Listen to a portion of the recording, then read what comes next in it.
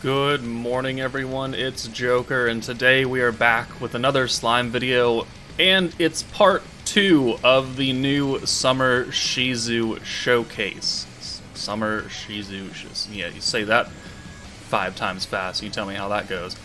Last time we did, the single ticket multi, which ended up being a complete success for no apparent reason, and apparently if I trash a unit, she's like, "Oh, I'll show up. Don't worry." So, we did damage testing, damage calculations, comparing how good she is on the full adventure meta team versus other support units. And it turns out that her buff is good, just not as good as other buffs are. And you know what? It's okay in some instances, and it's not okay in other instances. If we want big mommy damage on our normal orbs, she's going to do a lot. Right? Because weakness damage plus the orb plus, whatever damage buffs going on, you can do a lot. On the ult, though, it's not as interesting. EX Violet puts out more damage support. The Christmas Shizu, with just the fire attack buff alone, gives more damage support than the Shizu's buff. So, we're going to not use her on the adventure meta, and this time we're going to take her onto all of the other blue focused teams that could benefit from her. So this is off meta Shizu, and we'll see how much she can improve our damage on those other teams. So let's get started. Alright, starting off the Summer Shizu World Tour, we're going to go on the Light 3.0 team into their EX5 Tempered Edge. So normally this slot would be probably Dark Lumi for the extra ult damage and the extra protection gauge. So that'd be an extra 80% ult damage. And now we're going to swap that for the extra 6% weakness damage. And yeah, I mean, honestly, we could probably swap Shuna for Megamine or something like that. We don't actually have... I mean, we could. We can get a little bit extra damage out of that, so why don't we do that instead? So hold on. Alright, it was a good idea to swap Shuna for Megamine, because while she does cost a little bit more for orb change, it means that turn 1 we can actually get a full 6-hand send of blues, and that is exactly what we want. So we'll do this. We're going to leave her up front because she's attached to Violet, and they have turn 2 protection gauge traits. So we want to totally maximize that, so we'll send these, and then yeah, we should get 2 full stacks of Shuna next turn. Now, the thing about running this team with Shizu is that you're not really shooting for EX ults, right? So the requirement to have somebody always up front and always having to use an orb swap is maybe not as important on this team, because once you get an ult, you can send them away. And since none of our, well, Raphael is not a primary orb changer, it's not really important that he be up here 24/7 to help with the team, utility and all that. So this works out fairly well, because we can just do this, and hopefully we hit the Raphael, and we didn't, so that's unfortunate. So we'll bring Milim in, and we'll convert that other one. And, we have a lot of powerful orb changers. We've got very powerful Orb Changer and Ult Buffer, Orb Changer and Light Attack Buffer, and, gives us that stun resistance down. And then we have Milim, who's going to convert her own orbs and then give us the 45% attack and the light resistance down. So we're running very, very good, powerful support units here while still having a lot of orb changing. And that is exactly what we want for a team focused on this. Now, we do have 2 primary nukers, right? Lumi and Raphael. Raphael is obviously number 1. And so it's easy to hold him in the back. But then when Lumi gets an ult, things look a little different, because she is also one of our orb changers. So in that case, having Summer Shizu to, replace the Lumi ult orb for a normal blue would actually work much better, because that means we can have her up here, still have the green orb changing, still have Raphael in the back, and everything is really hunky-dory. Here, though, is an interesting thing. So let's do Shizu out, right? Because that'll take 2 oranges. Yeah. And then we can leave Megamine in. So we'll do this, and then we'll do that. And then we'll we'll do this. Okay, and then we can continue to get stacks. This will be, well, Lumi's close to getting an ult, but she has no orbs, so that's fine. However, when we are ready to nuke, the weakness damage, because Shizu is a fire unit, and she is not a light unit, she doesn't have, type advantage against this Dark Veldora, which means that even though we use her buff, it's not going to mean anything, because she's not got type advantage. She's not going to get natural weakness damage. That's just going to get enhanced. It's just your type neutral, so suck it.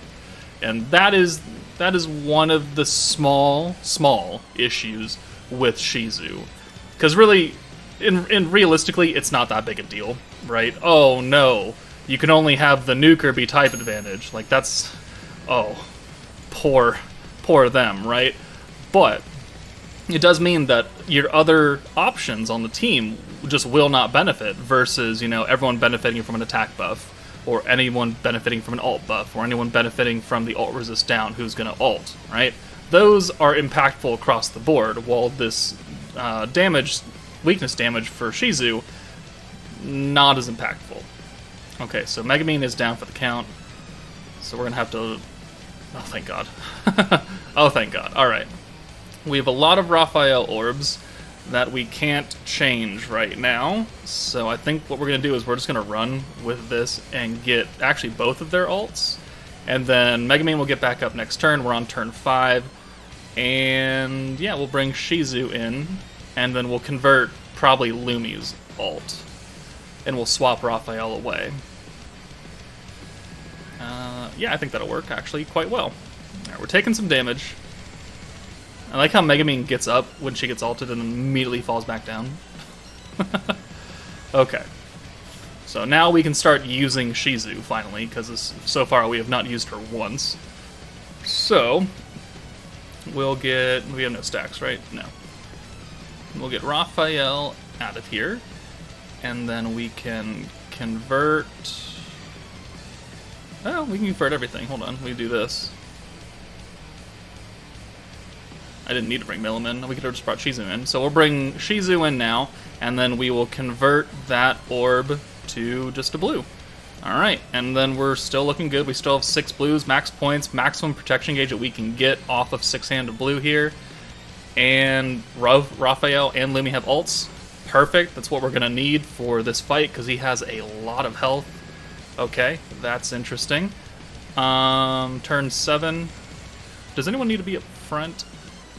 Yes. We do need... we don't want to use that right now, actually. We do need somebody up front. So... we could do this. Alright. Didn't change the one I wanted, but it is what it is. If we bring you in for Lumi, okay, that leaves the 1 green, so we could swap the ult again, and yeah, we'll swap the ult. We will use the stack.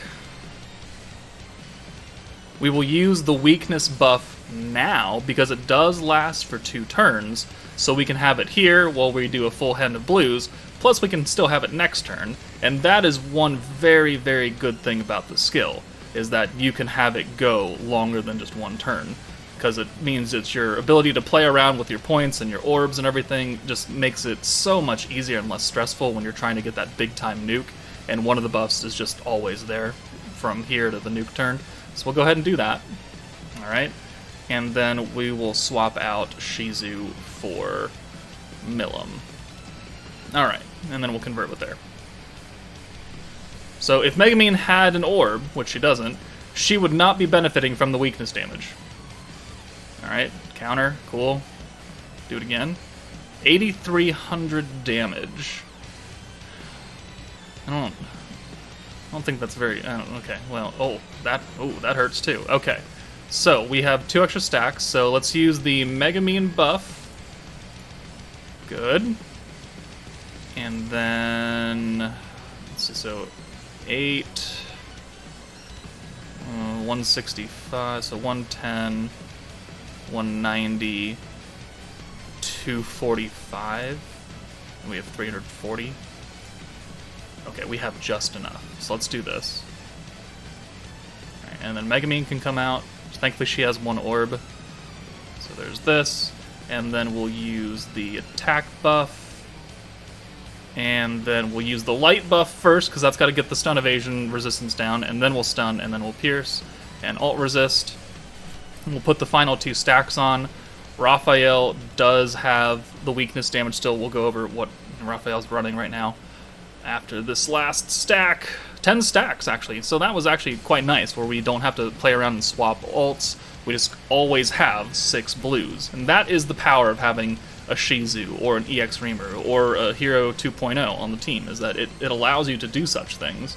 So Raphael has 100% Pierce Power, 100% Stun Strike, 60% Weakness Strike, 14% Pierce Power from the trait, 45% Attack, 60% Light Attack, 40% Stun Strike, 10% Light Attack from the Charm, guaranteed Pierce.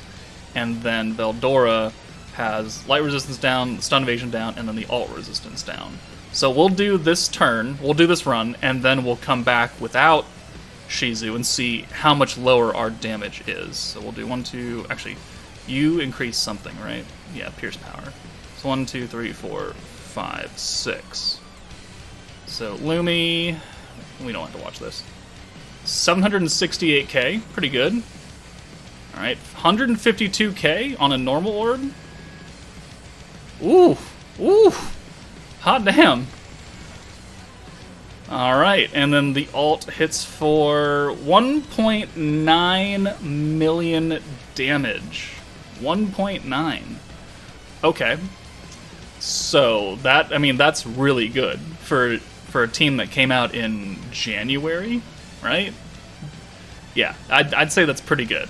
Okay, so 310,000 damage on that 200% orb, and then 1.9 million on the alt. So let's come back, I'll make a cut, and then we'll get the same kind of run going, except without the weakness damage, and we'll see how much lower it is without the weakness.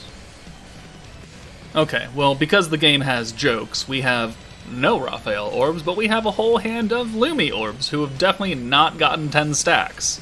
How many stacks does she have? She has 80 stacks. So, guess we'll just see the alt damage comparison rather than normal orb and alt damage on Raphael.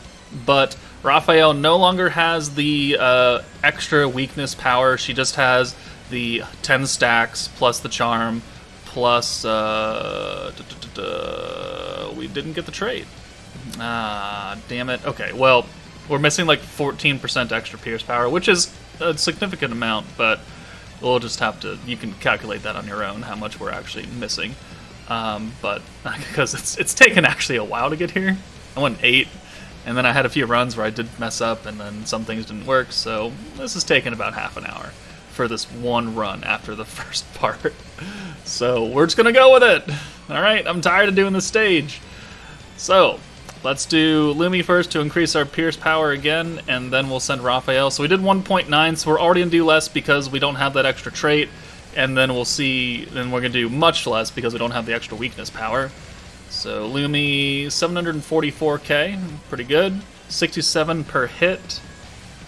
Alright. And then Raphael does 1.2 million. So I'll bump it up to like 1.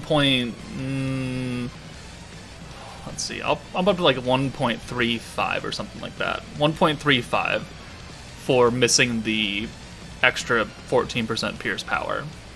So we did what, 1.9 versus 1.3, so 600k difference, roughly. Maybe 500k.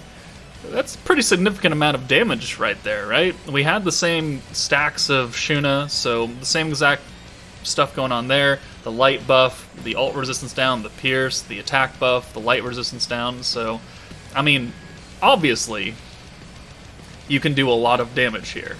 And because Raphael already has the alt resistance down, there's no point in bringing Violet because it'd be redundant. So the only way we could increase our damage more is, I don't know. If we had crit but you can't really crit this stage, so we've got pretty much everything that we need here.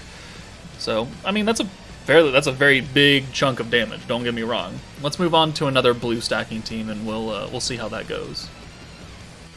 Okay, instead of going onto another blue team next, we're going to take her onto a green focus team, because, yes, she will probably run a lot better on a blue focus team, but that doesn't mean you can't put her somewhere else. It just means you have to play a little bit smarter on the orb conversion, because she's going to turn it into a blue, and there's no getting around that. But, can you convert that blue that she turns it into? Well, we're going to find out. So we're going to run the Anniversary Dark team. Veldora's going to reset our skill costs, so it'll keep her alt swapping ability low, and then we'll just stack with the green orbs from Isis and Milim, max out Veldora, and then we'll get the weakness damage buff, we'll get the dark attack, we'll get the alt damage and attack buff, and then the dark crit and crit damage. So, I mean, theoretically, this should work fine. Theoretically, though. So, let's jump in. Alright, we skipped the first turn, because the first turn is literally just an orb changing send 6 screens, alright? It's nothing special. Turn 2 is where things, it's like, do I keep Gun the Run going, or do we reset? So, here, we have a good hand for orb changing, so we'll do this, and then we will use Veldora to reset those skills. Actually, I'll bring Shinsha in for Rimuru, and then we'll use her debuff. And then we will use Veldora to reset the skills. One of the main things about Veldora, still to this day being very powerful, is that he's increasing your skill point cap by 45, which is more than the other blue stacking protectors do, and he's resetting all your skill costs back down, and he's giving you extra magic damage every time you use him. And every time you use a skill, it goes higher and higher, up to 70%, which, you know, nowadays, 70% magic damage from a protector is not the greatest thing in the world, but he came out, okay, that's a... are you gonna nerf blues here, or are we gonna run with it? No, we're gonna run with it. Okay, well. I guess we'll just use these again for funsy onesies. If I had an alt for Milim, and it was that orb, that'd be really good, but we don't, so... We'll just send this, we'll get almost a full double Veldora gauge, and now we're going to have a Milim ult, which, you know, normally is not a great thing this early in the battle, because she's our primary... Okay, well, now you're just being ridiculous, okay? Now, let's just chill out for a second. You know, remember when I said that turn 2 was the deciding factor? I lied. It's every turn. Alright, I'm just going to send this, and we're going to pray that we get a better hand. Next turn. Nothing I could have done. I couldn't have brought another unit that would have solved that problem right there, alright? We got almost a full hand of blues the turn before, we got a full hand of oranges this turn. That means a full hand of green should be coming, right? Right? Right? You son of a bitch. Okay, well, we can... God damn it. God. Oh. You know what really grinds my gears? Orb RNG. Hold on.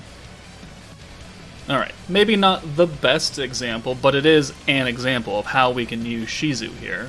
So we have a Milim ult, we have 2 oranges, and we have a blue.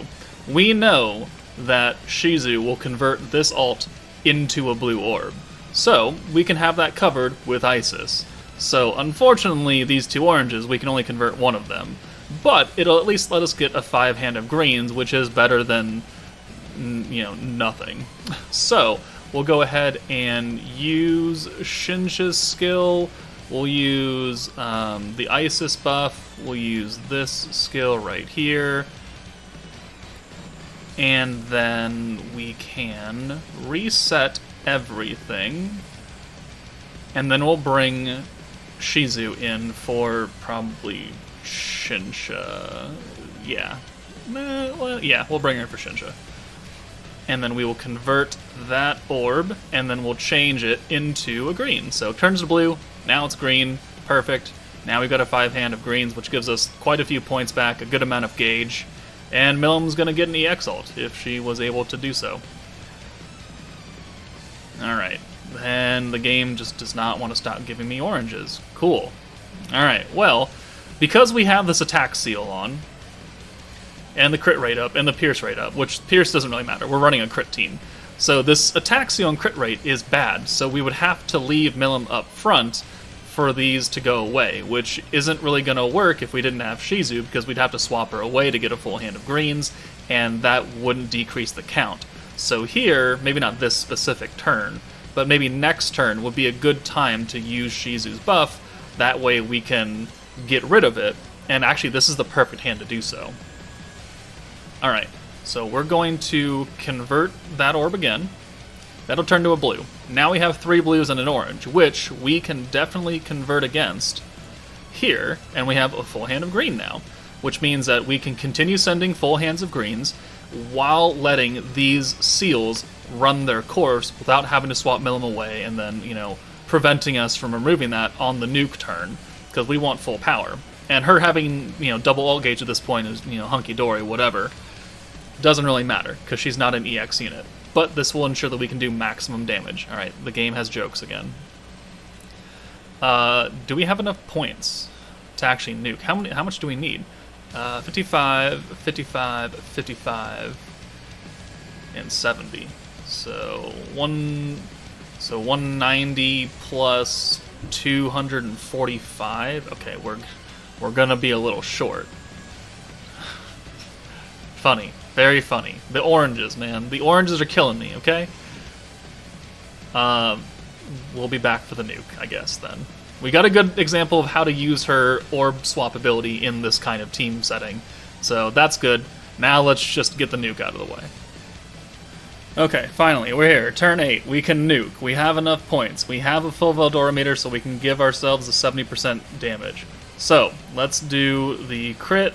Let's do the alt buff, let's do the weakness damage, and then we'll bring Shinsha in, who also has the dark attack and the dark resistance down. We're not going to nuke with her, because honestly we would kill. She would kill by herself. So 70% dark attack plus the 10% dark resist down. We've gotten how many stacks? We've gotten 4 stacks of the crit resistance down from Shinsha, so that's good. And now 70% dark attack.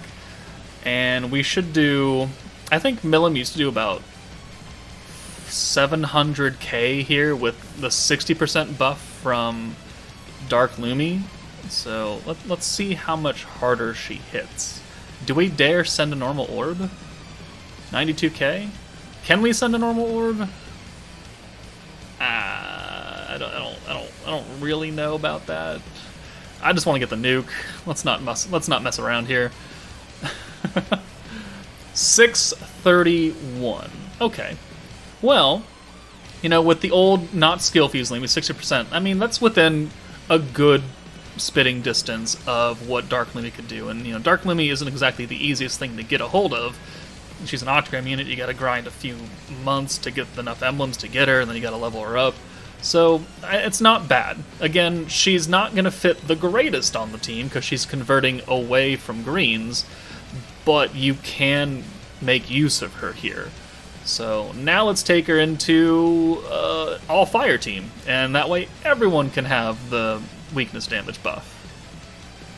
Alright, the last team we're going to use her on is a full fire team in their EX5 Tempered Edge with Toa. We've got both fire Christmas, two of the fire Shizus here. Benimaru, Guy, and then Violet. So here, I'm actually going to try and make Shizu the DPS unit here. So we're going to try and get, her weakness damage buff, the fire buff, and then the alt buff on her. I know Violet is going to be much more capable because she's giving herself Pierce and Crit, but, we haven't actually used Shizu's alt yet, and it's a good-looking alt, so we're going to try and do that here. Okay, so we got to burn him on turn 1, otherwise he's going to seal our crit and everything. Actually, he's going to seal that anyways, but he would lock us in, which is what we don't want to do. So we can't bring either of those 2 units in here for next turn, so we just kind of have to live with this. 1, 2, I think Shizu's going to hit the hardest. 57, 55, 56, never mind. Okay, weird. Benimaru is only 84. Okay, there's the burn. There's the crit chance seal, so we don't want that. Really, well, actually, really, it wouldn't have mattered for Shizu because she's not giving herself crit, and no one else is giving us crit here. It's only Violet that would have really impacted, so maybe we could have brought her in. But we have our choice here. Ooh, we can get both ults, actually. That works out fairly well, then.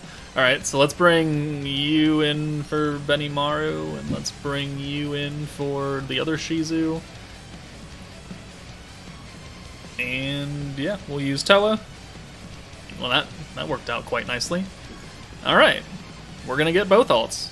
Violet has slightly higher attack stats, so we'll go ahead and use these buffs. We'll use the weakness strike now because it does last for 2 turns, which means we can do this 6 orb send of our 2 strongest units, do extra damage, capitalize on the burn, the 2 stacks of burn we're going to have, and still have it for next turn when we have 2 ults and we send them to the back. So this should be interesting damage here. 9,600 and then 21,000 because she's got the attack buff and the crit and the pierce and all that. So 42k, 45k burn, and now, and a cheeky counter, they both still have the weakness damage buff, which is very, very nice. So we're going to swap them away. And they will not see the light of day until, I don't know, a bit from now. So let's do this, and then actually, let's use the orb swap as well for funsies. Yes, alright. And then we'll get her out of here. That way we have 4 orbs to send here. That should, yep, get us another Toa. When almost full points right there. Perfect. Alright, counter, whatever. So, actually, I think we kill here. I think we do kill. 99 points, so let's use the alt buff and lower the crit resistance down. And then as long as Guy and Benny have orbs, which they do, look at that shit, we'll bring Shizu in for Guy, and we'll bring you in for Benny. Alright, and then we will use Toa, give us the extra crit damage here, which is only going to go to Violet. Alright, full hand. And then we will use the fire buff, plus the fire resistance, plus the pierce power, which will, again, only affect Violet, because Shizu's not giving herself pierce. But, this worked out really well. Let's send the normal orbs first. I want to see how much damage our 200% orb does, and then we'll send Shizu, and then we'll send Violet, and that should be the game, and that should be the end of the video. So 9,000, and then this Shizu does 33k. Alright, that's pretty good. Oh, we already watched it. 118k. Whoops, I skipped it. Oh, now I'm sad. Now I'm sad. I'd probably use it earlier today. Alright, well, you're going to watch Violet's ult instead, and watch it lag out my game. 113k on Shizu, and Violet does 279. She's a little bit stronger. Just a little bit. Alright, well, hey. She worked on this team. We used both of her skills. To great effect, actually, because her first skill, again, we did extra damage on that full 6 orange send. Great, and it lasts for 2 turns, which means that he still had it when we could send him to the back when they had their ults. And then we could also use her ult swap ability to swap her own ult into another blue, which then allowed us to get another Toa protector gauge online for the next turn. So actually, you know, her skill costs, 55 points. It's a lot. But in the right scenario, and if you get kind of lucky, you can make it work, right? That was 3 55-point skills we used, and it was relatively painless. This was the first try recording this segment, all right? That doesn't happen very often for videos, okay? I'm just going to let you in on that little secret. That does not happen very often. I could go literal hours between the starting clip and the next clip. Sometimes it's absolute agony, but this was actually quite nice, and it worked out, and we got to see both of her skills in full effect, and she ulted. No, she didn't do the most damage, but also she wasn't giving herself an extra attack buff and crit and pierce, and actually then having pierce power added on. So, realistically, she wasn't going to do as much damage as Violet. But she is an efficient and effective support unit if you want to summon for her. But just please keep in mind that there are other units who will enable you to do more damage. But she is a very handy unit to have in your box for certain scenarios. So if I was to rank her on a scale of 1 to 10 for the end of the video, I would probably give her like an 8, right? That's a solid 8. She has a lot of use, but her damage buff is overshadowed by multiple other units. So that doesn't put her into the 9 category, and certainly not the 10 category. But she's no lower than a 7. Sorry, she's no lower than an 8. She's still a top tier unit, just not as efficient as other damage supports. But let me know what you guys think after seeing this output. I know the last video we just did damage testing and everyone was all disappointed about it. Here we actually got good use out of her, and I think it will show her in a much better light. But let me know if this has changed your opinion on her, or if you still think that she's doo-doo, or if you still simped for her and you summoned for her anyways and you wanted to see this because you wanted to know just how good she could be. Let me know. But that's it for me. Take it easy, guys, and I'll see you all later.